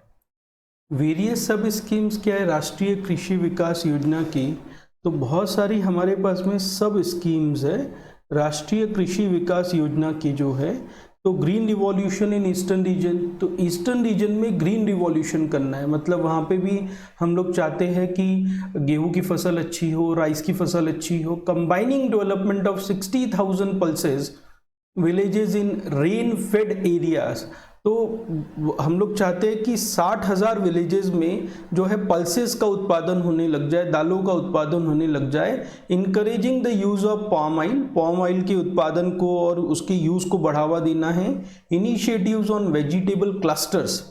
वेजिटेबल क्लस्टर्स का मतलब पूरा की पूरा एक गांव या पूरा की पूरा एक डिस्ट्रिक्ट जो है वो एक पर्टिकुलर वेजिटेबल या 2-3-4 तरह के वेजिटेबल्स को उगा रहा है। न्यूट्री सेरल्स, ज़्यादातर न्यूट्रिशन सेरल्स की बनावे। National mission for protein supplement initiative जो है, तो गवर्नमेंट की सोच ये भी है कि नेशनल मिशन लाए प्रोटीन सप्लीमेंट, क्योंकि हमारे यहाँ के जो बच्चे हैं कहीं ना कहीं वो कुपोषित है, तो वो कुपोषण उनके उसमें ना रहे, इसीलिए एक्सेलरेटेड फॉडर डेवलपमेंट प्रोग्राम, चारा जो है चारे को अच्छे से अच्छा लेवल पे लेके जाए, फॉडर डेवलपमेंट करे। और rain fed area development programme, मतलब जहाँ पे ज़्यादा रेनिंग हो रहा है उस एरियाज को हम लोग ज़्यादा से ज़्यादा रेन फेड जहाँ नहीं होता है। और सेफ्रॉन मिशन, तो सेफ्रॉन मिशन करके हम लोगों ने एक और चालू किया है। 12th 5 ईयर प्लान 2012 से लेके 2017 तक की इन्होंने चालू किया है। तो अब agricultural sector grew by an average of 1.6% per annum in the first 4 year as against the targeted 4%। मतलब 2012 से 17 के बीच में जो एग्रीकल्चरल की ग्रोथ हुई एवरेज 1.6% पर एनम हुई पहले के 4 साल में, और उसमें 4% था annual growth due to lower production. However the government of India took several step for increasing the investment in agriculture sector such as enhanced institutional credit to farmer. तो government ने जो है ज़्यादा से ज़्यादा लोन देना चालू किया, फार्मर्स को और लोन देना चालू किया। Promotion of scientific warehousing infrastructure for increasing shelf life of agriculture. तो साइंटिफिक वेयर हाउसिंग इंफ्रास्ट्रक्चर को बढ़ावा दिया कि किस तरह का इंफ्रास्ट्रक्चर हम लोग लगाए, वहाँ पे हवा पानी की सुविधा हो, जिससे कि हमारा जो एग्रीकल्चरल प्रोड्यूस वहाँ पे रखा जाए वो अच्छे से अच्छा रहे ज़्यादा समय के लिए। Setting up of agri tech infrastructure fund for making farmers competitive and profitable. तो setting up of agri tech infrastructure मतलब एग्रीकल्चरल सेक्टर में भी हम लोग चाहते हैं कि ज़्यादा से ज़्यादा टेक्नोलॉजी का उपयोग हो, और जब ज़्यादा से ज़्यादा टेक्नोलॉजी का उपयोग होगा तो हमारी जो फसलें हैं वो ज़्यादा पैदा होंगी, उनको सुरक्षित रखा जा सकता है लंबे दौर तक के। और डेवलपमेंट कमर्शियल ऑर्गेनिक फार्मिंग, तो कमर्शियल ऑर्गेनिक फार्मिंग को भी मतलब लोग खेती को एक बिजनेस के तौर पे देखें, ये हमारा पर्पज़ है। इसमें इंडस्ट्रियल पॉलिसी भी गवर्नमेंट ने लाई थी। तो अब गवर्नमेंट की इंडस्ट्रियल पॉलिसी के पीछे का मकसद क्या था? अब इंडस्ट्रीज ज़्यादा से ज़्यादा बढ़ेंगी तो हम लोगों को ज़्यादा से ज़्यादा मुनाफा होगा, वॉल्यूम अच्छा आएगा। ठीक, एग्रीकल्चर तो है ही, इंडस्ट्रीज भी हमारे लिए ज़्यादा इंपॉर्टेंट है। Industrial policy is a statement of objective to be achieved in the area of industrial development and measures to be adopted towards achieving this objectives. मतलब इंडस्ट्रियल पॉलिसी जो है वो एक तरह का स्टेटमेंट ऑफ ऑब्जेक्टिव है to achieve in the area of industrial development and the measures to be adopted toward achieving those objectives. और वो मेजर्स कैसे अडॉप्ट करें? द इंडस्ट्रियल पॉलिसी दस formally indicate the spheres of activity of the public and private sector. तो industrial policy जो है वो activities को बताती है कि कौन से एरियाज में पब्लिक और प्राइवेट सेक्टर में हमें इंडस्ट्रियल पॉलिसी का ज़रूरत है। It Lay's down rules and procedure that would govern the growth and the pattern of industrial policy। और इंडस्ट्रियल पॉलिसी जो है वो ग्रोथ एंड पैटर्न, वो रूल्स एंड प्रोसीजर्स को भी बताती है जिससे कि ग्रोथ और पैटर्न आगे बढ़ के आएगा। तो इंडस्ट्रियल पॉलिसी जो है स्टेटमेंट ऑफ ऑब्जेक्टिव्स है, ठीक है। उसके बाद में दूसरी बात है ये उन एक्टिविटीज को public and private spheres of activity को इंक्लूड करती है पब्लिक एंड प्राइवेट सेक्टर में, और ये रूल्स एंड रेगुलेशन को भी इंक्लूड करती है। तो हमारे पास में we have industrial policy resolution 1948 करके एक रिजोल्यूशन 1948 में बनाया गया था, After having attained the independence, the government of India declared its first industrial policy. तो जो फर्स्ट इंडस्ट्रियल पॉलिसी थी, वो फर्स्ट इंडस्ट्रियल पॉलिसी जो थी वो 6 अप्रैल 1948 को डिक्लेयर की गई थी। तो साइलेंट फीचर्स क्या है इंडस्ट्रियल पॉलिसी के, तो एक एक करके इसको रीड करेंगे और शॉर्ट नोट बनाने का काम हम लोग अभी कर रहे हैं इसमें। तो under this policy the large industries were classified into 4 categories. तो जो लार्ज इंडस्ट्रीज है, large industries classified 4 categories: strategic industries, basic ऑब्लिक key industries, important industries and another industry करके बोल लो, residuary industries which respectively referred in the public sector. तो जिनको public sector industries के तौर पे हम लोग बोल सकते हैं, तो ऐसी इंडस्ट्रीज जिनको पब्लिक सेक्टर के तौर पे which respectively referred to in public sector, मतलब हमने 4 इंडस्ट्रीज बताई है। पहली इंडस्ट्री तो स्ट्रेटेजिक इंडस्ट्रीज हो गई, फिर दूसरी हो गई बेसिक या की इंडस्ट्रीज हो गई, तो तीसरी हो गई इंपॉर्टेंट इंडस्ट्रीज हो गई, और चौथी हो गई हमारे पास में अनादर इंडस्ट्रीज जो कि पब्लिक सेक्टर में आती है। ठीक, और कुछ इंडस्ट्रीज के नाम इन्होंने बोले हैं, जैसे पब्लिक कम प्राइवेट सेक्टर हो गया, कंट्रोल्ड प्राइवेट सेक्टर हो गया, and private and cooperative sector हो गया। तो इतनी तरह के अलग अलग सेक्टर्स और इंडस्ट्रीज के बारे में बात हुई है। तो सबसे पहली हम लोग इंडस्ट्री बात कर रहे हैं strategic oblique public sector industries. तो दिस इंडस्ट्रीज इंक्लूडेड 3 कैटेगरीज। तो इसमें जनरली 3 कैटेगरीज आती हैं। सबसे पहली, और इसमें सेंट्रल गवर्नमेंट की मोनोपोली रहेंगी, ये ध्यान देंगे। तो स्ट्रेटेजिक इंडस्ट्री या पब्लिक सेक्टर इंडस्ट्री जो भारत के नज़रिए से बहुत ही इंपॉर्टेंट है, ये वो इंडस्ट्रीज है जिसमें कि जो है गवर्नमेंट के नज़रिए से बहुत इंपॉर्टेंट है और गवर्नमेंट की इनमें मोनोपोली रहने वाली है, ऐसा हम लोग बोल सकते हैं भाई। ठीक, क्लियर होता है। तो this included arms and ammunition. तो इन इंडस्ट्रीज में आर्म्स एंड एम्यूनिशन इंडस्ट्रीज आती हैं, एटॉमिक एनर्जी इंडस्ट्रीज आती है, ठीक, और रेलवे ट्रांसपोर्ट इंडस्ट्री आती है। ये तीनों की तीनों इंडस्ट्रीज जो है गवर्नमेंट के नज़रिए से बड़ी इंपॉर्टेंट है, पब्लिक सेक्टर नज़रिए से बड़ी इंपॉर्टेंट है, और ये हम लोगों को गवर्नमेंट के कंट्रोल में ही होना चाहिए। आज अब देखो रेलवेज़ है, रेलवेज़ गवर्नमेंट के कंट्रोल में है तो बहुत कुछ अच्छा है, नहीं तो उसमें भी फिर गरीब आदमी तो ट्रैवल ही नहीं कर पाएगा जो है।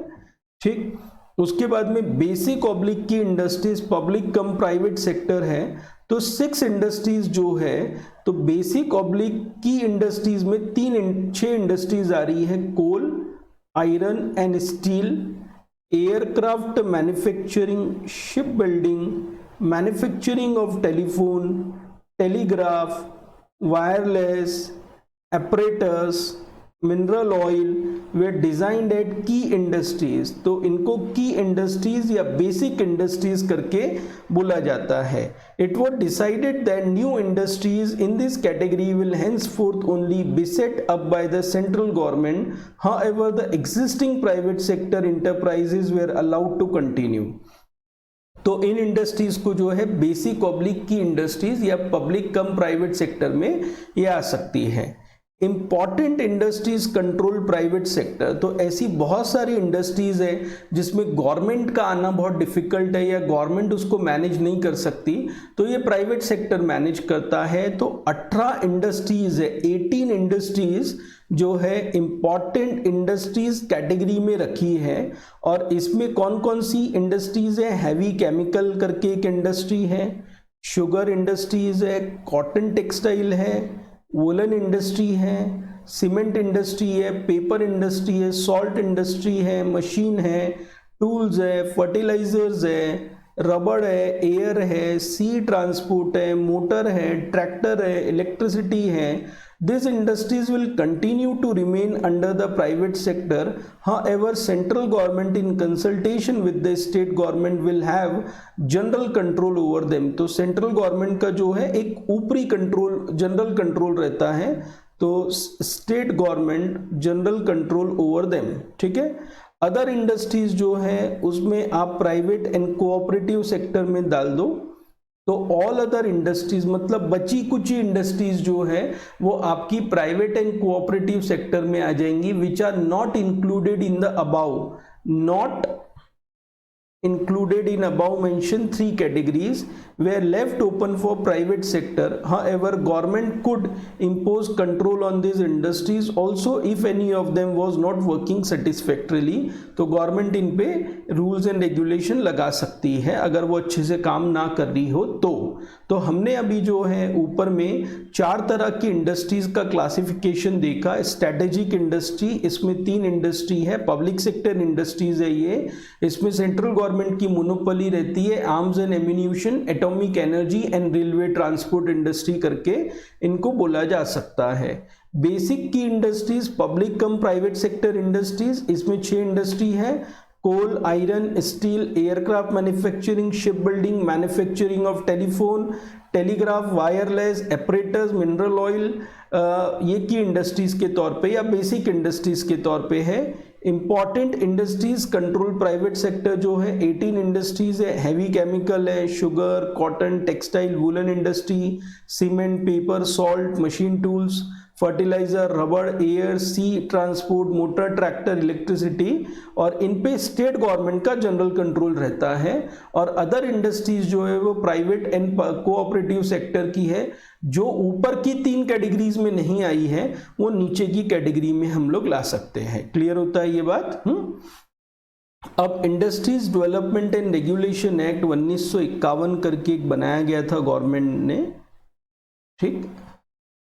तो industries development and regulation act was passed in, वो पास्ड हुआ था अक्टूबर 1991 में, to control and regulate industrial development in the country. तो इंडस्ट्रियल डेवलपमेंट को भारत में कंट्रोल करने के लिए बनाया गया था। उसके ऑब्जेक्टिव थे regulation of industrial investment and production.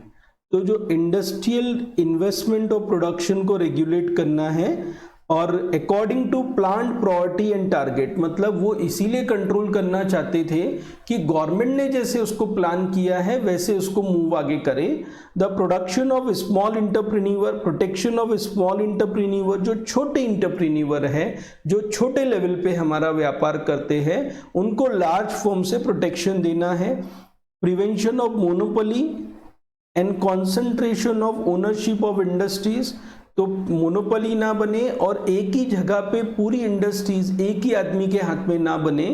Balanced regional development हो, बैलेंस रीजनल डेवलपमेंट हो with a view to reduce the disparity level of development of different regions of the country. Provision of the act laid down 2 provision, restrictive provision. तो पहली बात तो जो act है इन्होंने एक रिस्ट्रिक्टिव प्रोविजन डाले हैं और एक रिफॉर्मेटिव प्रोविजंस इन्होंने डाले हैं। अब जो रिस्ट्रिक्टिव प्रोविजंस इन्होंने डाले हैं, under this category all measures were design to curb the unfair practices. अगर कोई इंडस्ट्री अनफेयर प्रैक्टिसेस करती है तो उसके लिए ये प्रोविजन किए गए हैं। तो हम लोग यहाँ पे जो है इसके प्रोविजंस में एक है, हम लोग बोलेंगे रिस्ट्रिक्टिव प्रोविजन। क्या बोलेंगे? Restrictive provision. और एक है रिफॉर्मेटिव प्रोविजन। क्लियर होता है?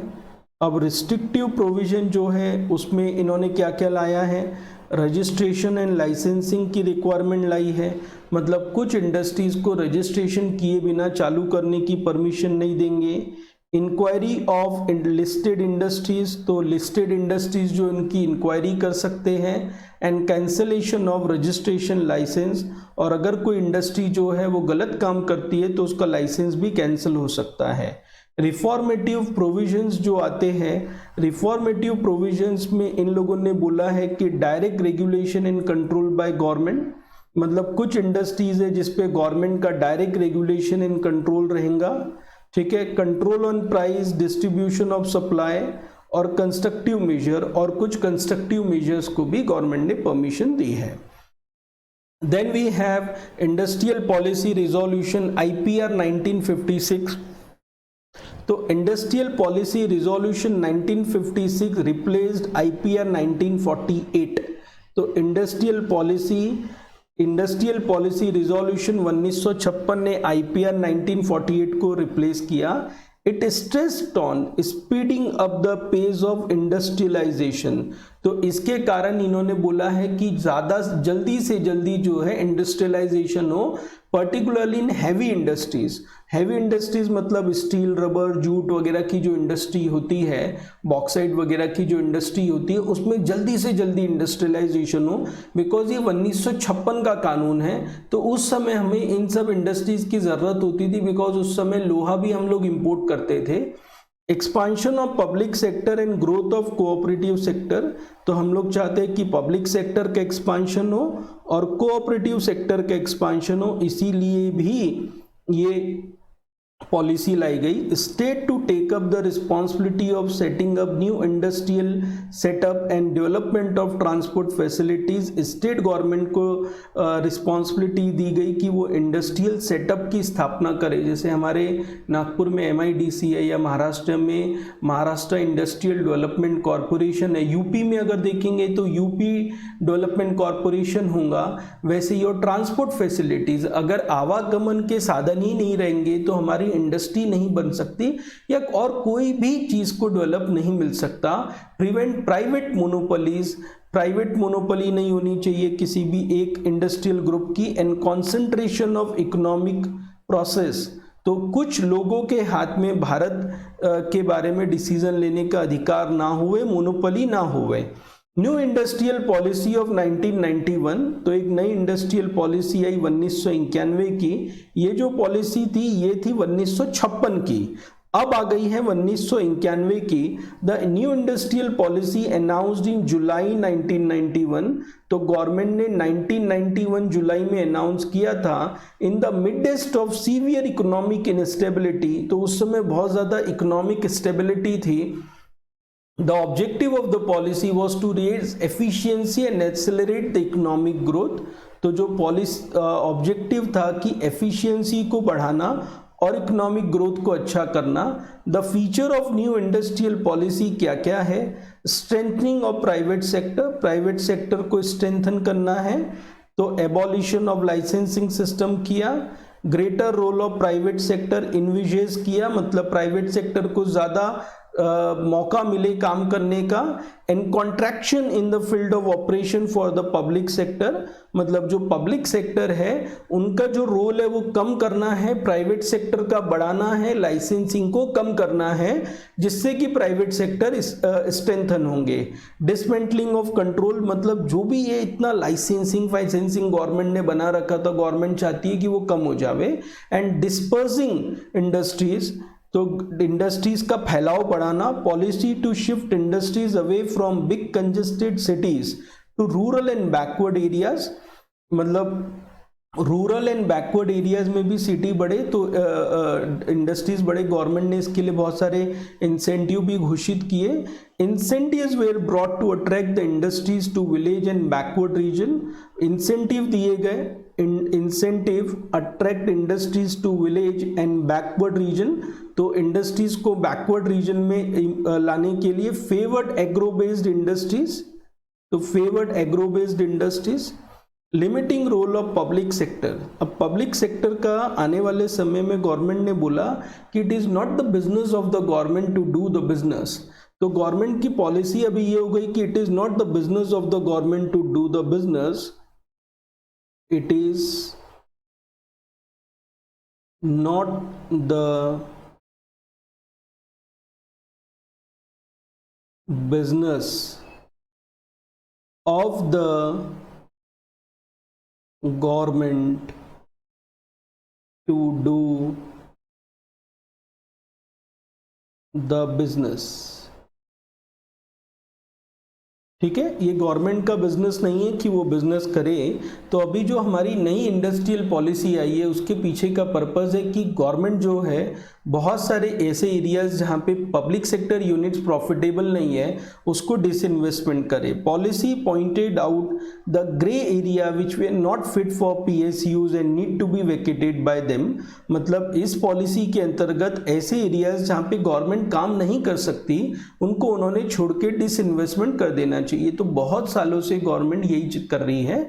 Liberalisation of foreign investment, foreign investment in the form of FDI allowed up to 50% with automatic route. तो फॉरेन इन्वेस्टमेंट FDI के तौर पे अलाउड हुआ 50% का। Foreign investment in export promotion activities, तो foreign investment export promotion activities में भी government ने अलाउ किया है। Foreign technology had been made easy by allowing automatic approval for technology related agreement। तो जो बाहर की टेक्नोलॉजी है उसको भारत देश में आने के लिए पहले क्या होता था ना कि अप्रूवल रूट लेना पड़ता था। गवर्नमेंट बोलती थी आओ हमसे परमिशन लो। अब गवर्नमेंट ने बोल दिया कि एक काम करते हैं, ये 10 क्राइटेरिया है।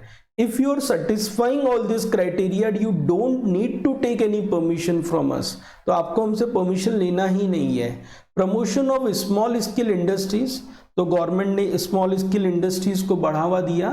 It ensure adequate supply of credit this industries based on their needs. मतलब जो छोटे उद्योग है उनको उनकी ज़रूरत के हिसाब से उधार मिल रहा है क्या, ये गवर्नमेंट ने इंश्योर करा। उस तरह की पॉलिसी बनाई, बैंकों को निर्देश दिए। To enable modernisation and technical upgradation, modernisation हो उन छोटी इंडस्ट्रीज का और अपग्रेडेशन हो। The policy allows equity participation by other non SSI undertaking in SSI sector. Limited partnership was allowed to enhance the supply of risk capital to SSI sector. तो limited partnership allow की गई enhance करने के लिए risk capital SSI sector के लिए। तो government जो है बहुत सारे नॉर्म्स में बदलाव कर रही है जिससे कि जो हमारे जो SSI यूनिट्स है उनको अच्छे से अच्छा लोन मिल सके और वो ज़्यादा से ज़्यादा अच्छा परफॉर्म कर सके। उसके बाद में it ensure the speedy payment toward sale of product by SSI। अभी भी चालू है कि गवर्नमेंट जो है ये कोशिश कर रही है। इवन अभी MSME मंत्रालय जो नितिन गडकरी जी के अंदर में है उसमें भी ऐसे प्रोविजन लाए गए कि अगर कोई SSI यूनिट है, MSME इंडस्ट्रीज है और उसको किसी बड़े बिजनेस हाउस से पैसा लेना है तो 45 दिन में अगर पैसा नहीं मिलता है तो वो गवर्नमेंट में कंप्लेंट कर सकता है उनकी बड़े बिजनेस हाउसेस की। डोमेस्टिक रेगुलेटरी रिफॉर्म है, reduced number of reserve industries. तो गवर्नमेंट ने जो है जो रिजर्व इंडस्ट्रीज पब्लिक सेक्टर के लिए रिजर्व रखी गई थी उसको कम किया है। And security and industries of strategic concern way reserve for public sector. मतलब एटॉमिक रिसर्च हो गई है फिर या डिफेंस की सेक्टर की इंडस्ट्रीज हो गई है, सिर्फ उसको ही गवर्नमेंट ने अपने लिए रख रखा है। और सबसे इंपॉर्टेंट जो है एबॉलिशन ऑफ लाइसेंसिंग राज। मतलब ये जो बाबू लोगों के चक्कर काटना पड़ता था और लाइसेंस लेना पड़ता था और वो बाबू जो है एक साल 2 साल बाद लाइसेंस देता था वो ख़त्म ही कर दिया गवर्नमेंट ने। It abolish industrial licensing system for all industries except few such security and strategic concern. मतलब इन्होंने पूरी तरह से लाइसेंसिंग को ख़त्म कर दिया।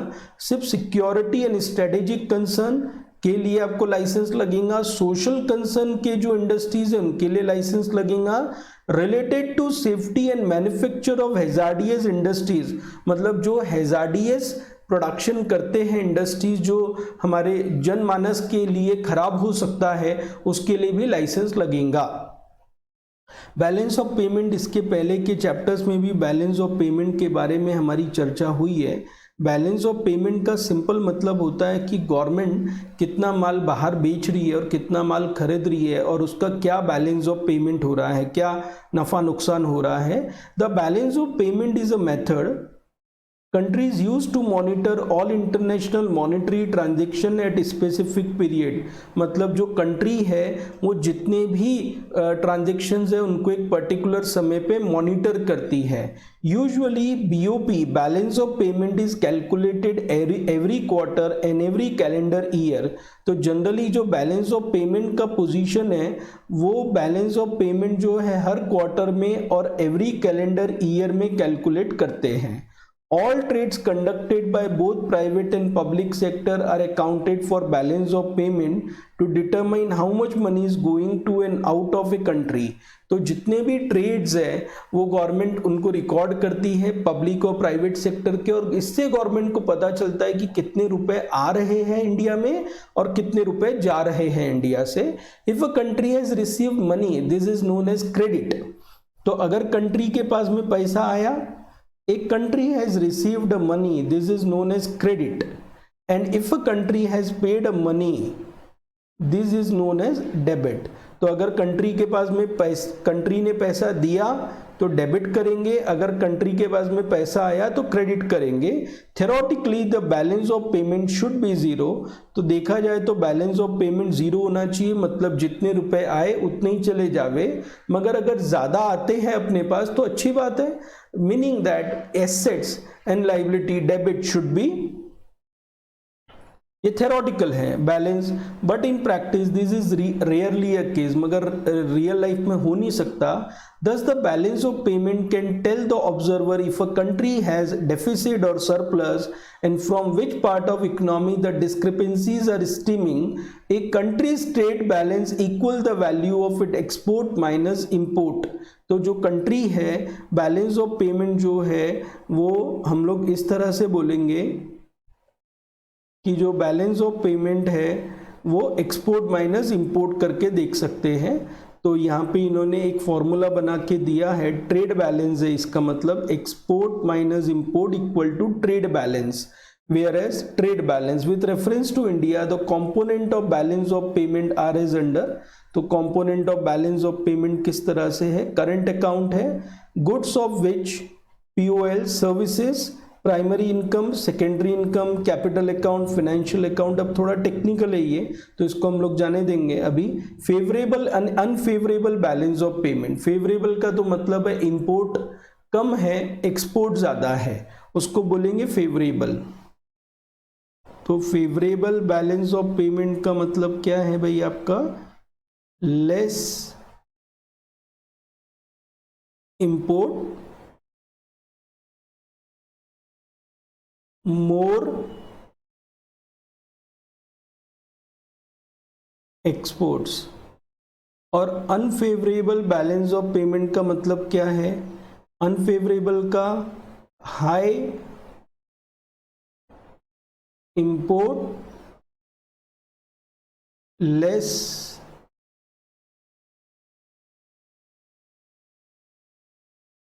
exports। The balance of trade or net export is the difference between monetary value of export and import or output in economy over a certain period of time। तो ये अभी बात हुई है कि बैलेंस ऑफ ट्रेड का मतलब है export minus import. It is the relationship between a nations import and export.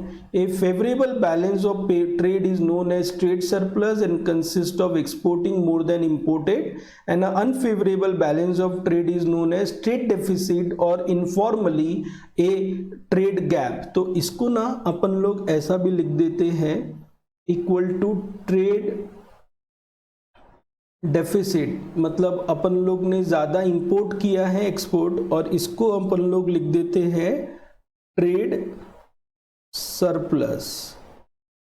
ठीक है, फेवरेबल बैलेंस ऑफ पेमेंट के बारे में बात हुई कि क्या होता है when there is an excess of exports over import. तो excess of export over import it is called as favourable balance of trade. In 1976-77 India imports were of the value of 5073 crore while the exports were of the value of 5142 crore. Thus the balance of trade was 69 crores. Further it assist in strengthening the economy of a country, तो economy को strengthen करने के लिए भी इसमें काम आता है। उसके बाद अनफेवरेबल बैलेंस ऑफ ट्रेड है, तो अनफेवरेबल बैलेंस ऑफ ट्रेड का मतलब क्या, when there is an excess of import over export, excess of import over export, it is called as unfavorable balance of trade. In India in 1980-83 imports were of the value of 14,047 crore while the exports of the value of 8,637 crore. Balance of trade was INR 5,410 crore. Further it creates a problem for an economy. Recent scenario of India's balance of trade, क्या economy है, अब ये पूरा data डाले हुआ है। अब देखो बहुत सारा डेटा है और देख के ही लगता है कि इतना डेटा अपने को काम में नहीं आने वाला है, तो इट इज़ इररिलेवेंट, ठीक है। मगर हम लोग क्योंकि पूरी बुक को पढ़ने वाले हैं 800 पेजेस को, तो हम लोग जो है इसको पढ़ रहे हैं, जितना काम का होगा उसको हाईलाइट करेंगे। अननेसेसरी डेटा में हम लोग ज़्यादा इन्वॉल्वमेंट हमारा नहीं दिखाएंगे, ठीक। मतलब मैं आपके लिए बातचीत कर रहा हूँ ये कि आपने भी नहीं दिखाना है, जो मैं कर रहा हूँ आपने भी करना है, आपने भी बोलना है, ठीक है ना।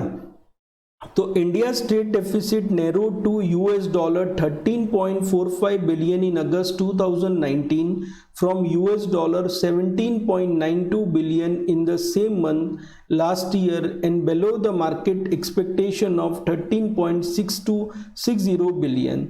तो इंडिया की जो ट्रेड डेफिसिट है वो 13.45 पे आ गई, उसके पहले वो 17.92 पे थी और अपन ने एक्सपेक्टेशन किया था कि 13.6 होंगी, मतलब उससे भी इंडिया की जो ट्रेड डेफिसिट है वो कम हुई है। इसका मतलब है हमने करीबन जो एक्सपोर्ट किया वो 13.45 कम किया इंपोर्ट के मुकाबले में 2019 में, बात कर रहा हूँ अगस्त 2019 का डेटा है ये।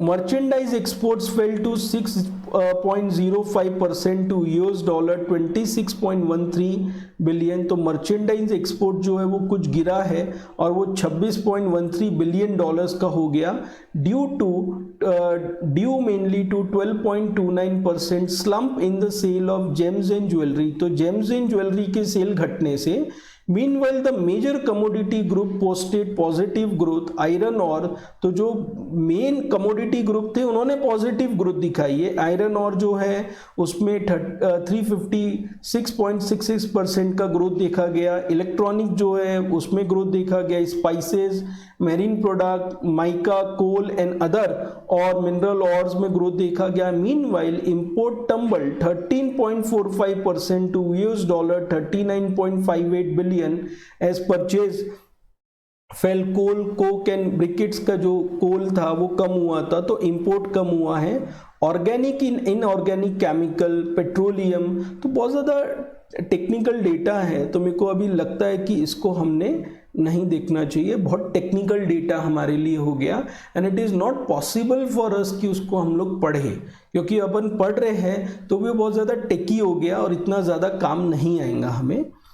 Foreign investments in India types and flows है। एनी फॉरेन से इंडिया में इन्वेस्टमेंट कैसे आता है, अब देखो हमारे क्या मालूम, मैं जब भी देखता हूँ ना मेरे को बड़ा दुख भी होता है कि हमारे इंडिया के जो राजनेता है या जो हमारे ब्यूरोक्रेट्स हैं उनको कुछ आता है या नहीं आता, कि जब भी कुछ प्रॉब्लम आई तो उनके पास एक ही सोल्यूशन है कि एफडीआई को खोल दो। फलाना सेक्टर में एफडीआई अलाउड नहीं थी उसमें खोल दो, फलाना उसमें अलाउड नहीं थी उसमें खोल दो। क्या इंडिया सेल्फ सफिशिएंट नहीं हो सकता? सिर्फ फॉरेन का ही पैसा आएगा तो ही हम काम कर पाएंगे, ऐसा लगता है हर बार इनकी जो गतिविधियां हैं। अभी आत्मनिर्भर भारत पैकेज की घोषणा की तो उसमें भी एफडीआई अलाउड कर दी बहुत सारे सेक्टर्स में, तो हम ऑलरेडी सक्षम है इतने ज़्यादा, मगर अब इनको फॉरेन से इन्वेस्टमेंट चाहिए तो उसके भी इन्होंने रास्ते बना के रखे हुए हैं। जनरली हमारे भारत में दो रास्ते हैं, ऑटोमेटिक रूट है और अप्रूवल रूट है। ऑटोमेटिक रूट का मतलब है कि ये 10 कंडीशंस है, if any company is fulfilling all this 10 condition तो इसको आने दो। इसको कोई रजिस्ट्रेशन का ज़रूरत नहीं है, कोई परमिशन का ज़रूरत नहीं है। उसके अलावा अप्रूवल रूट जो है ये कंडीशंस है, साथ ही साथ में आपको हमसे पूछना भी पड़ेगा गवर्नमेंट ऑफ इंडिया से। तो गवर्नमेंट की अलग अलग बॉडीज से आपको जो है पूछना पड़ेगा। तो any investment that is made in India with the source of funding that is from outside India is a foreign investment. तो आउटसाइड इंडिया से जो भी इन्वेस्टमेंट इंडिया में होगा उसको हम लोग कौन सा इन्वेस्टमेंट बोलेंगे? Foreign investment. By this definition investment that are made by foreign corporates, foreign national as well as non resident Indians.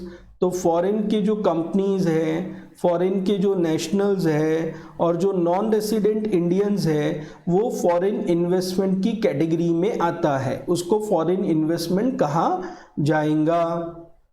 Types of foreign investment है, तो funds from foreign country should be invested in shares. तो जो investment है वो कहाँ पे होगा? तो इन्वेस्टमेंट जो है हम लोग बोलेंगे शेयर्स, प्रॉपर्टीज, ओनरशिप, मैनेजमेंट और कोलैबोरेशन में हो सकता है। तो जो फॉरेन का इन्वेस्टमेंट है वो कहाँ पे होगा? वो हम लोग बोलेंगे कि वो प्रॉपर्टीज में होगा, शेयर्स में होगा, ओनरशिप में, मैनेजमेंट में या कोलैबोरेशन में होगा। फॉरेन डायरेक्ट इन्वेस्टमेंट के दो प्रकार हैं जनरली। तो फॉरेन पोर्टफोलियो इन्वेस्टमेंट है, एफपीआई इसको बोलते हैं, और एक फॉरेन इंस्टीट्यूशनल इन्वेस्टमेंट है जिसको एफआईआई करके बोला जाता है। Detail of each of the foreign investment type can be found below. तो जो एफडीआई के अलग अलग प्रकार है वो नीचे दिए गए हैं। FDI is an investment made by company और individual who us an entity in one country in a form of controlling ownership in business interest in another country। तो एफडीआई जो है इन्वेस्टमेंट मेड बाय कंपनी और individual जो है वो another country में करता है, उसको एफडीआई बोलते हैं। FDI could be in the form of either establishing businesses operation, मतलब धंधा चालू करने के लिए, और entering into joint venture, joint venture में करने के लिए, मर्जर्स एंड एक्विजिशन के तौर पे भी हो सकता है। तो फॉरेन डायरेक्ट इन्वेस्टमेंट जो है बाहर की कंपनी आके इंडिया में पैसा लगाती है, धंधा लगाने के लिए पैसा लगाती है, जॉइंट वेंचर में आने के लिए पैसा लगाती है, मर्जर्स एंड एक्विजिशन के थ्रू, या नई फैसिलिटीज को बिल्ड करने के लिए भी पैसा अगर लगाती है तो उसको फॉरेन डायरेक्ट इन्वेस्टमेंट बोलते हैं। फॉरेन पोर्टफोलियो इन्वेस्टमेंट है। फॉरेन पोर्टफोलियो इन्वेस्टमेंट क्या रहता है? Is an investment by foreign entities and non residents in India in Indian securities including share, government bond, corporate bond, convertible securities, infrastructure securities etc। मतलब foreign portfolio investment जो है वो बाहर के जो बाशिंदे हैं, बाहर की जो कंपनी है, बाहर के जो नेशनल्स है, बाहर के जो एनआरआईज है, वो इंडिया की कंपनी के शेयरों में, गवर्नमेंट के बॉन्ड में, कॉर्पोरेट बॉन्ड में, कन्वर्टिबल सिक्योरिटीज में, इंफ्रास्ट्रक्चर सिक्योरिटीज में पैसा लगाते हैं। This intention is to ensure a controlling interest in India at an investment that is lower than FDI with flexibility for entry and exit. Foreign institutional investment जो है वो क्या रहते हैं? Foreign institutional investment, foreign institutional investment is an investment by foreign entities in securities, real property and other investment assets। तो जो FPI है, foreign institutional investors जो है वो फॉरेन एंटिटीज जो है इंडिया के सिक्योरिटीज में, रियल प्रॉपर्टी में एंड अदर इन्वेस्टमेंट एसेट में पैसा लगाते हैं। इनमें कौन कौन आता है? इन्वेस्टर्स में कौन कौन रहता है? म्यूचुअल फंड कंपनीज रहती है, हेज फंड्स रहती है। मतलब यहाँ पे कोई इंडिविजुअल पैसा नहीं लगाता, यहाँ पे इंस्टीट्यूशंस पैसा लगाते हैं, कंपनीज रहती है। तो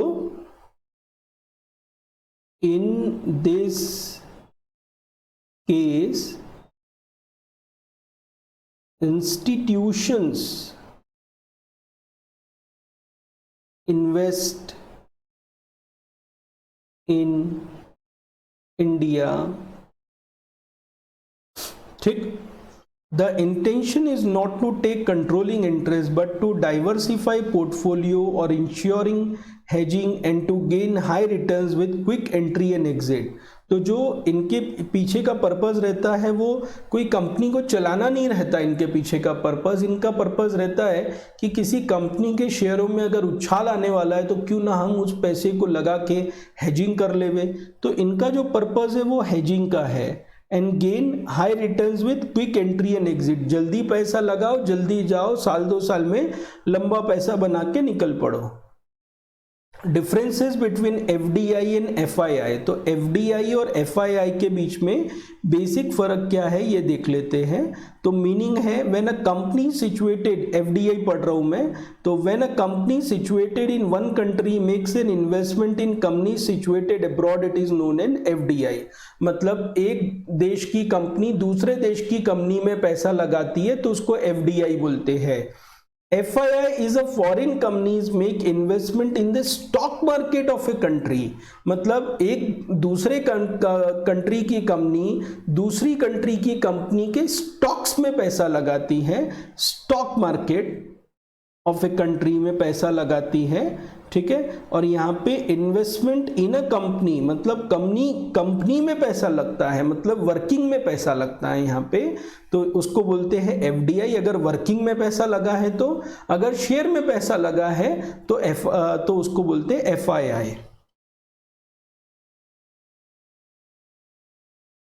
कंपनी की वर्किंग में पैसा लगाना, ठीक है। कंपनी के शेयर्स में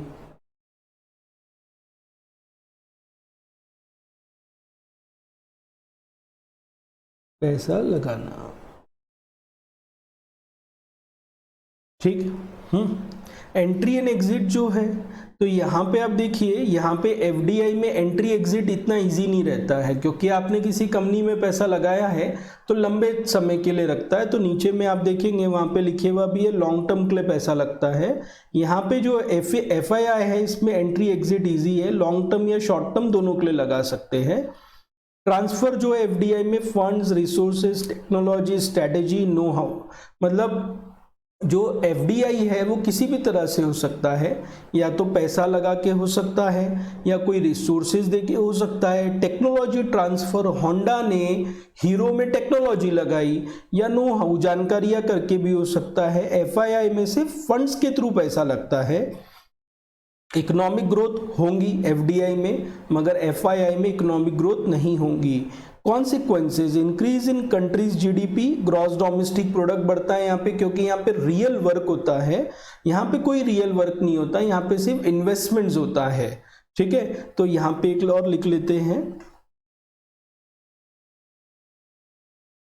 यहाँ पे रियल वर्क होता है, यहाँ पे सिर्फ इन्वेस्टमेंट होता है, यहाँ पे सिर्फ इन्वेस्टमेंट होता है। और टारगेट क्या है, स्पेसिफिक कंपनी हो सकती है यहाँ पे टारगेट जो है, यहाँ पे कोई टारगेट नहीं है, जिसमें अपने को अच्छा लगेगा उसमें पैसा लगा देंगे। Investment flows into financial market. Control, company पे जिसमें पैसा लगाया है यहाँ पे कोई कंट्रोल उस कंपनी पे जनरली नहीं बनता है। क्लियर होता है ये बातचीत, क्लियर है ये सब। तो अब जो है नेक्स्ट पेज पे हम आते हैं, difference between FDI and FPI. तो अब दोनों के बीच में क्या डिफरेंस है, एफडीआई और एफपीआई के बीच में हमारा क्या डिफरेंस है वो एक एक करके देख लेते हैं, ठीक। तो FDI refers to investment made by foreign investor to obtain a substantial interest in the enterprise located in different country. तो डिफरेंट कंट्री की जो इंटरप्राइजेज है उसमें पैसा लगाना, उसमें कुछ काम करने के लिए पैसा लगाना। व्हेन एन इंटरनेशनल इन्वेस्टर, तो इसको हाईलाइट कर लेते हैं, international investor invest in a passive holdings of an enterprise of another company, investment in financial asset known as FPI। तो अगर कोई कंपनी कोई फाइनेंशियल इंस्टीट्यूशनल जो है फॉरेन पोर्टफोलियो इन्वेस्टर जो है, FPI का मतलब है foreign portfolio investors, foreign portfolio